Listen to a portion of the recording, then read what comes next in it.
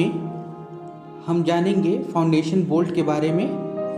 Foundation bolt होते क्या हैं, ये कितने प्रकार के हमें पढ़ने हैं और इनकी ड्राइंग किस प्रकार खींच सकते हैं, हम इस वीडियो लेक्चर में देखेंगे। तो आइए शुरू करते हैं इस वीडियो लेक्चर को। और सबसे पहले हम जानते हैं फाउंडेशन बोल्ट होते क्या हैं। कोई भी मशीन जब कार्य करती है तो उसमें कई सारे फोर्स ट्रांसमिट होते हैं, जिसके कारण उसमें वाइब्रेशन और साथ साथ एक्टिव फोर्स जनरेट होते हैं। एक्टिव फोर्स के बराबर यदि रिएक्टिव फोर्स नहीं काम करता या रिएक्शन फोर्स नहीं काम करता तो मशीनों में मूवमेंट होने शुरू हो जाते हैं, जिसके कारण मशीनें एक जगह से दूसरे जगह पर मूव करना शुरू कर देती हैं। साथ ही साथ इनमें वाइब्रेशंस होते हैं, जिसके कारण ये सही तरीके से वर्क नहीं कर पाती। इन समस्याओं को दूर करने के लिए मशीनों को शॉप फ्लोर पर ही फिक्स किया जाता है और इनके फिक्सिंग में कई तरह के बोल्ट का प्रयोग किया जाता है, जो फाउंडेशन बोल्ट कहलाते हैं। फाउंडेशन बोल्ट को किस प्रकार से इंस्टॉल करते हैं उसे हम यहाँ पर वीडियो में देख सकते हैं। सबसे पहले हमें एक कैविटी बनानी पड़ती है। यदि हम ज़मीन के अंदर बना रहे हैं तो वो कैविटी ज़मीन के अंदर बनती है, नहीं तो ज़मीन के ऊपर ही वो कैविटी बनाना पड़ता है।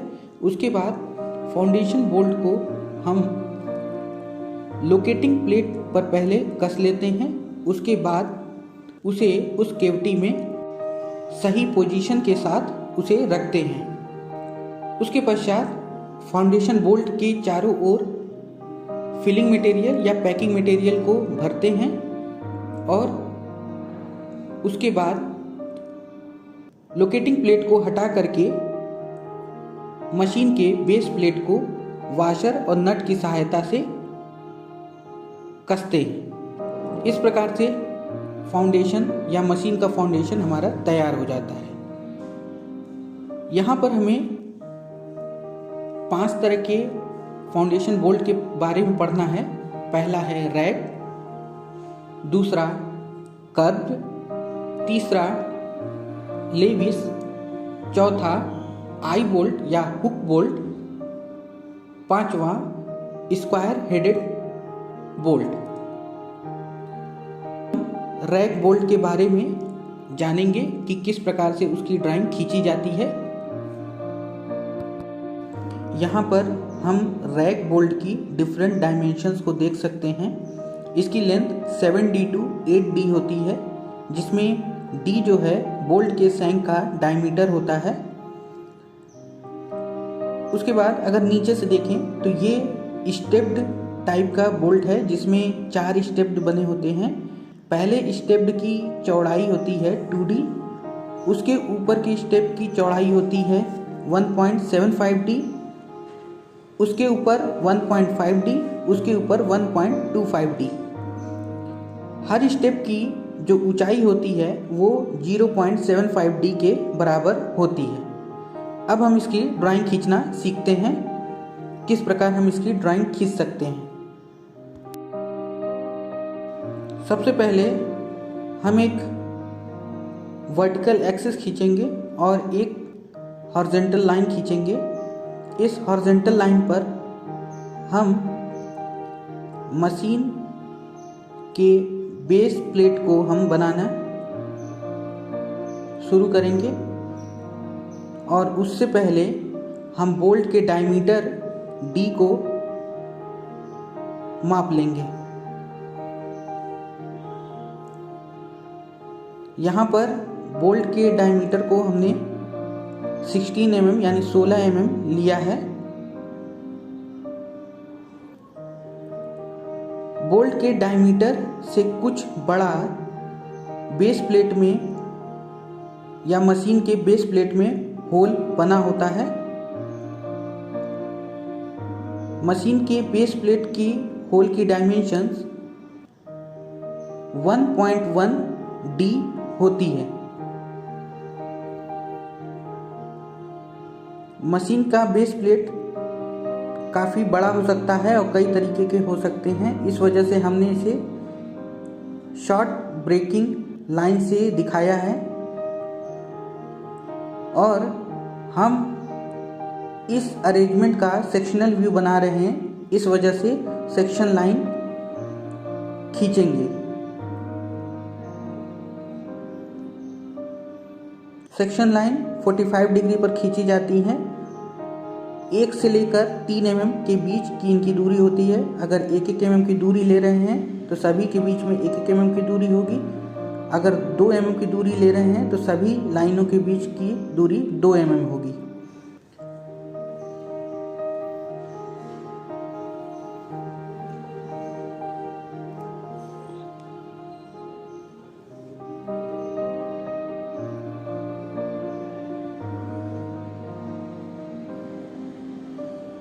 अब इस मशीन के बेस प्लेट के ठीक ऊपर हम प्लेन वाशर का फ्रंट बनाएंगे। प्लेन वाशर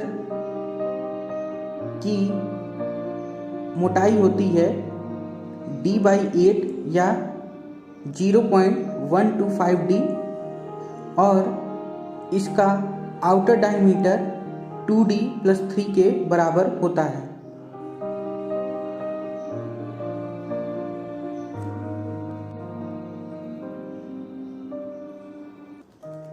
इसके ऊपर हेक्सागोनल नट का फ्रंट व्यू बनाएंगे,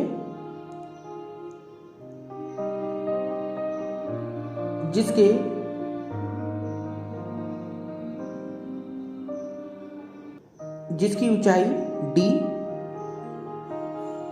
और मिडिल फेस की चौड़ाई D होगी।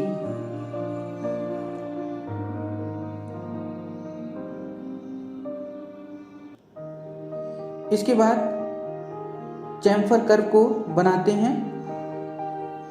चैम्फर कर्व का रेडियस 1.5D+3 होगा, जिसे हम इस प्रकार से खींच सकते हैं।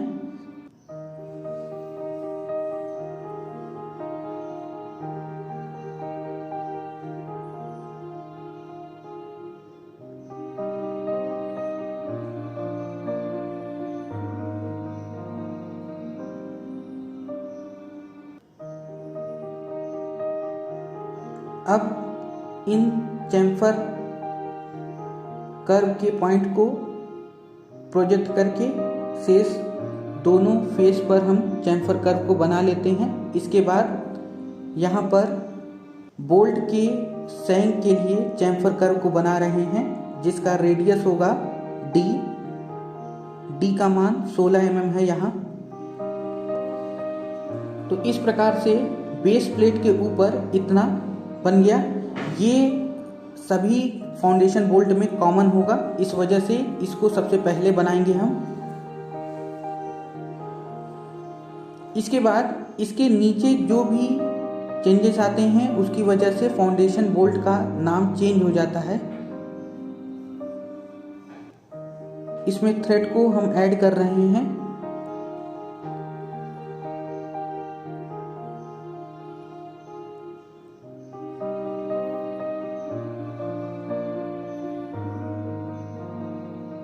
अब हमें रैक बोल्ट बनाना है। हम इसकी लेंथ ले लेते हैं 7D।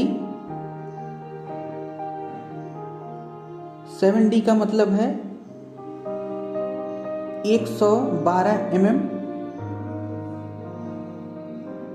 इसका आधा होगा 55 mm। इस फाउंडेशन बोल्ट की आधी लेंथ तक सैंक का जो डायमीटर होता है वो सेम होता है। इसके बाद की आधी लेंथ में इसकी चौड़ाई या ऊंचाई में डिफरेंस आते हैं। सबसे नीचे का स्टेप बना रहे हैं। इसकी लंबाई होगी 2D और ऊंचाई होगी 0.75D।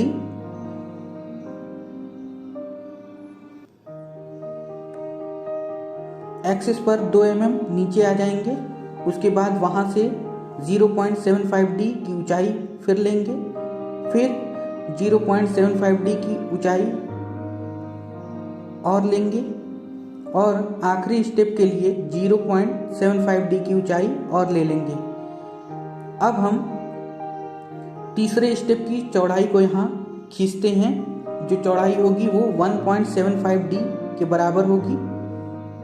पहले स्टेप की चौड़ाई 32 mm, दूसरे स्टेप की चौड़ाई 28 mm और ऊंचाई 12 mm। तीसरे स्टेप की चौड़ाई 24 mm और ऊंचाई 12 mm के बराबर होगी। चौथे स्टेप की चौड़ाई 20 mm यानी 1.25D के बराबर और ऊंचाई 0.75D के बराबर लेंगे। इसके बाद इन्हें इस तिरछी रेखा से मिला देंगे तो नीचे का ये स्टेप तैयार हो जाता है।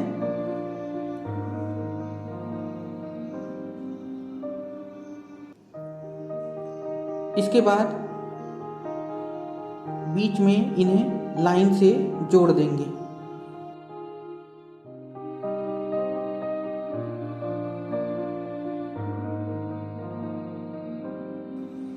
तो इस प्रकार से ये हमारा foundation bolt, rack foundation bolt तैयार हो जाता है। इसके बाद इसके चारों ओर की केविटी बनाते हैं। सबसे पहले इसमें हम सॉइल को दिखाएंगे। इसके बाद हम इसमें इस फाउंडेशन बोल्ट के चारों ओर सल्फर, जो कि पैकिंग मटेरियल की तरह बिहेव करता है, इसे हम भरेंगे।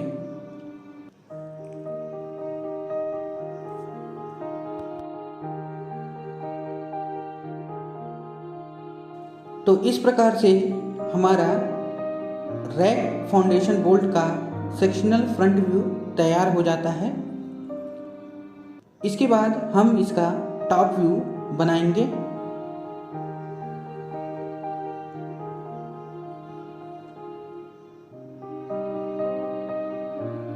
टॉप व्यू बनाने के लिए सबसे पहले एक हॉरिजॉन्टल एक्सिस खींचेंगे। इसके बाद इसे टॉप से देखेंगे तो टॉप से पहले बोल्ट के शैंक का डायमीटर दिखेगा या सर्किल दिखाई देगा। उसके बाद नट का 1.5D+3 का सर्किल दिखाई देगा और इसी सर्किल पर एक हेक्सागन टेंजेंट होगा, स्पर्शी होगा। इसके बाद वाशर का टॉप व्यू दिखाई देगा, जो कि एक सर्किल होगा जिसका डायमीटर 2D+3 के बराबर होगा।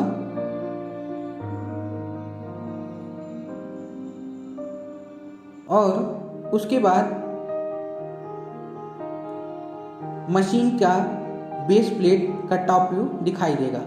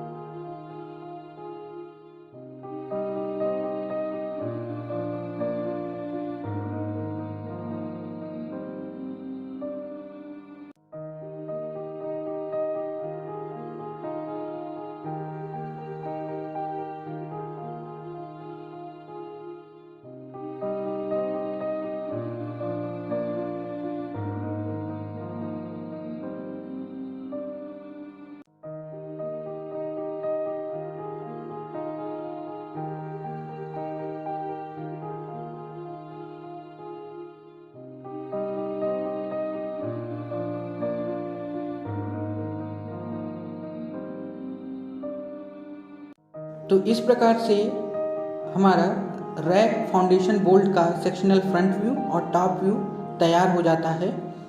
अब हम आगे इस लेक्चर में सीखेंगे कर्व फाउंडेशन बोल्ट को बनाना। कर्व फाउंडेशन बोल्ट को आप इस चित्र में देख सकते हैं। एक रॉड होती है जो कर्व के समान होती है, नीचे इसके एक हेड बना होता है और ऊपर की तरफ इसमें नट को कसने के लिए चूड़ियाँ बनी होती हैं। इसकी डिफरेंट डायमेंशंस हम इस चित्र में देख सकते हैं। बोल्ट की लेंथ 7D to 8D के लगभग होती है। वहीं इसका बीच का पार्ट जो होता है कर्व आकार का होता है और नीचे जो हेड होता है, हेड की लेंथ 2D और ऊंचाई D के बराबर होती है। अब हम इसकी ड्राइंग खींचना सीखते हैं। सबसे पहले हमें इस मशीन का बेस प्लेट, वाशर और नट को इस तरीके से बना लेना है जो कि हर फाउंडेशन बोल्ट के लिए सेम होगा।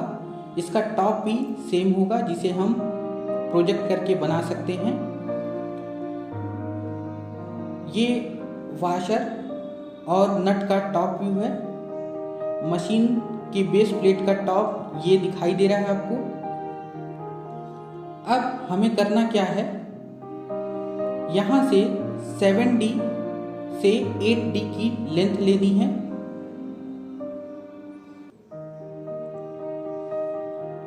और सबसे पहले इस कर्व बोल्ट के हेड को ड्रॉ करना है। हेड की लंबाई 2D और इसकी ऊंचाई D के बराबर होती है, जिसे हम थिन लाइन से एक बॉक्स बनाकर ड्रॉ कर सकते हैं।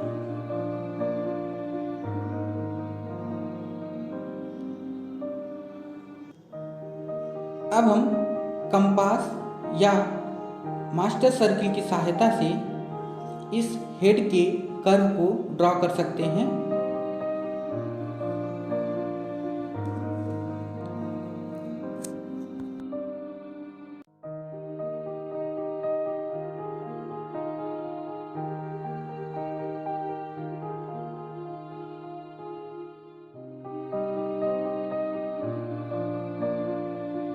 हम इस कर्व को दो टेंजेंट लाइन की सहायता से जोड़ देंगे।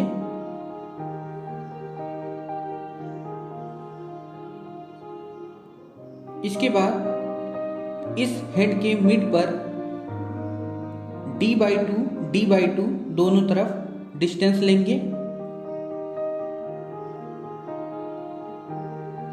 और अब हम फ्री हैंड स्केचिंग के द्वारा इस कर्व बोल्ट के कर्व पार्ट को बनाएंगे। यहाँ याद रखेंगे इस कर्व बोल्ट के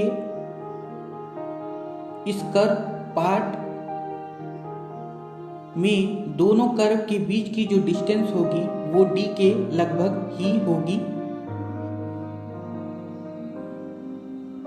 तो इस प्रकार से हमारा ये कर्व बोल्ट बन जाता है। अब हम इसमें पैकिंग मटेरियल भरेंगे।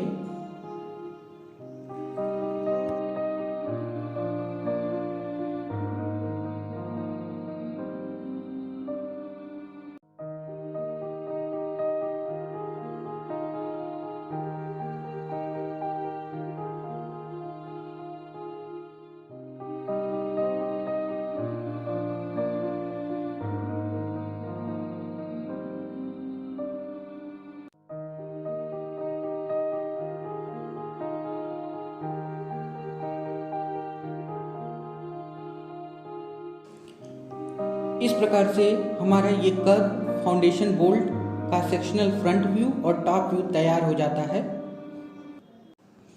धन्यवाद।